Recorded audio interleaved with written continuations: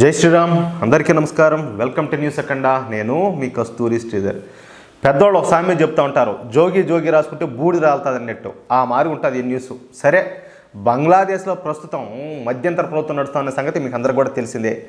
మహమ్మద్ యూనస్ ప్రధానమంత్రిగా ఈ మధ్యంతర ప్రభుత్వం అయితే నడుస్తుంది. అయితే ప్రస్తుతం బంగ్లాదేశ్ ప్రభుత్వం భారతదేశానికి భయపడుతుంది. ఎందుకు తెలిసిన, బంగ్లాదేశ్లో హిందువులపైన పెద్ద ఎత్తున దాడులు జరుగుతున్న సంగతి మీకు అందరికీ కూడా తెలుసు.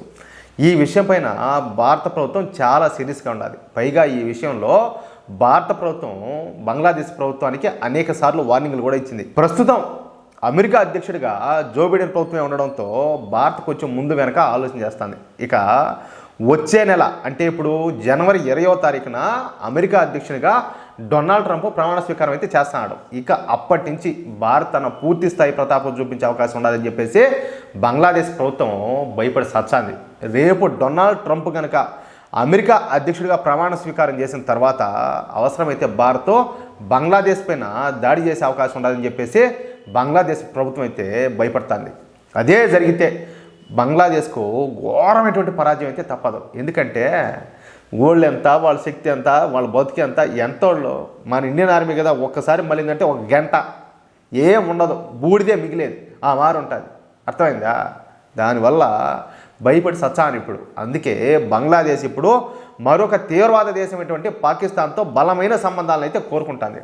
ఇక్కడ ఇంకో విషయం చెప్పేదా, పాకిస్తాన్ వల్ల నరక యాతన అనుభవించి ఎంతోమంది ఈ బంగ్లాదేశ్ వాళ్ళు ధనమాన ప్రాణాలన్నింటిని కూడా పోగొట్టుకున్నారు.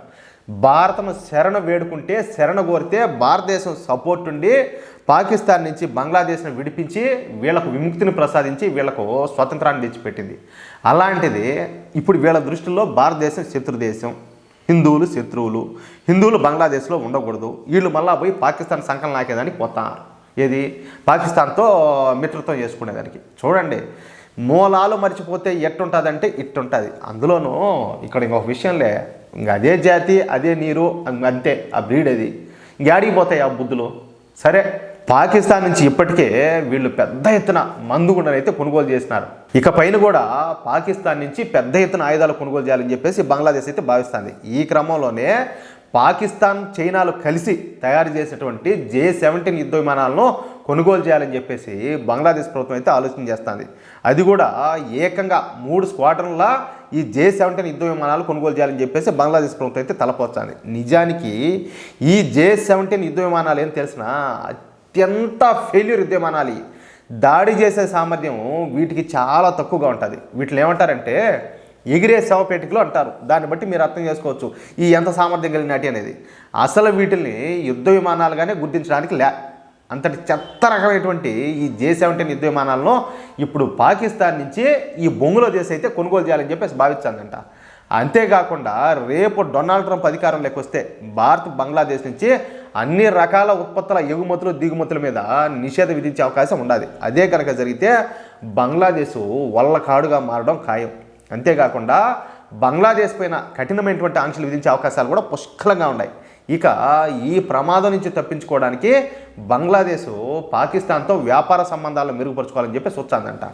ఇక పైన ఎగుమతులు దిగుమతులను పాకిస్తాన్ నుంచే చేసుకోవాలని చెప్పేసి బంగ్లాదేశ్ ప్రభుత్వం అయితే ఆలోచన చేస్తుంది. ఇక్కడ ఒక విషయం చెప్పిన, వాళ్ళకే ఇలా పాకిస్తాన్ వాళ్ళకే తినేదానికి తిండి లేదు, కనీసం ఆడు రోటికి గతిలాగా వాళ్ళు అడక తింటున్నారు.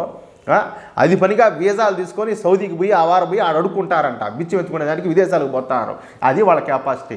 వాళ్ళతో ఏమి ఎగుమతులు, వాళ్ళతో ఏమి దిగుమతులు, వాళ్ళతో ఏమి సంబంధాలు, ఇది ఇట్టుంటుంది వీళ్ళ బతుకులని ఇట్టుంటాయి చూడండి.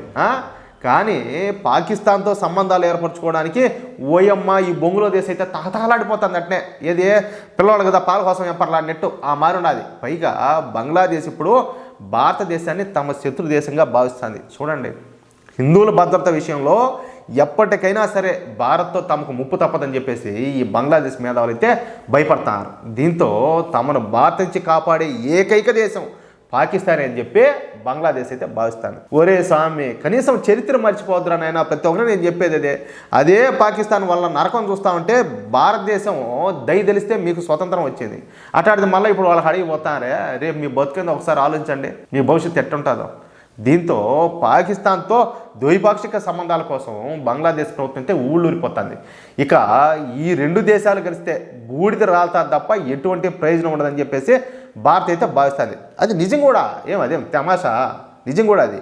ఎందుకంటే ఇప్పటి వరకు బంగ్లాదేశ్ ఉత్పత్తులకు అతిపెద్ద మార్కెట్గా భారత్ అయితే ఉంటా వస్తుంది. కానీ ఇప్పుడు భారత్ స్థానంలో పాకిస్తాన్ను తీసుకురావడం పెద్ద కామెడీని అని చెప్పేసి పరిశీలకులు అయితే భావిస్తారు. అది నిజం కూడా. ఏది ఏమైనప్పటికీ బంగ్లాదేశ్కు రంగుల సినిమా, రంగులు రావటం మాదిరిగా అసలు సినిమా అయితే ముందున్నది.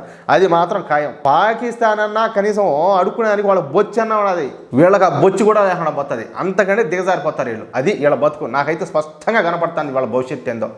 అది మ్యాటర్. మీకు ఈ న్యూస్ నచ్చితే, అదేవిధంగా నేను చెప్పింది కరెక్ట్ అని చెప్పి మీరు భావిస్తే ఈ న్యూస్ నలుగురికి షేర్ చేయండి. అలాగే తప్పనిసరిగా ప్రతి ఒక్కరు కూడా మీ యొక్క అమూల్యమైన అభిప్రాయాలను కామెంట్ రూపంలో తెలియజేయండి. ఓకే, జై శ్రీరామ్.